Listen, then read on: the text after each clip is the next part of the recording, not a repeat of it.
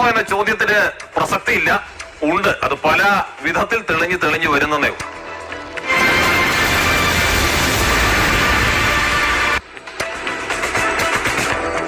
വാസ്തവത്തിൽ പോലീസും ക്രിമിനൽ നടപടി ചട്ടങ്ങളും റൂളും തെളിവും സാക്ഷിയും പരാതി നൽകിയ ആളും ഒക്കെ അപ്രസക്തമാണ്. CPM പോലൊരു പാർട്ടിയുടെ, അതും ഭരിക്കുന്ന പാർട്ടിയാണ്, ഇടതുപക്ഷ പാർട്ടി എന്ന് ഇപ്പോഴും അവകാശപ്പെടുന്ന ഒരു പാർട്ടിയുടെ ജില്ലാ സെക്രട്ടറി ഷാഫി പറമ്പിലിനെതിരെ നടത്തിയതുപോലെയുള്ള ഒരു പരാമർശം നടത്തിയാൽ പരിഷ്കൃത സമൂഹത്തിൽ ഒരു ഇടതു പുരോഗമന പ്രസ്ഥാനമാണെങ്കിൽ അയാൾ ആ പദവിയിൽ പിന്നീട് ഉണ്ടാവില്ല എന്ന പാർട്ടിയുടെ സംസ്ഥാന നേതൃത്വം ഉറപ്പുവരുത്തേണ്ടതാണ്. പക്ഷെ നമ്മളിത് ആരോട് പറയാനാണ്? ഷാഫി പറമ്പിലിനെതിരെ അധിക്ഷേപ പരാമർശം നടത്തിയ CPM പാലക്കാട് ജില്ലാ സെക്രട്ടറി EN സുരേഷ് ബാബുവിനെതിരായ പരാതിയിൽ നിയമോപദേശം തേടാൻ പോലീസിന്റെ തീരുമാനം.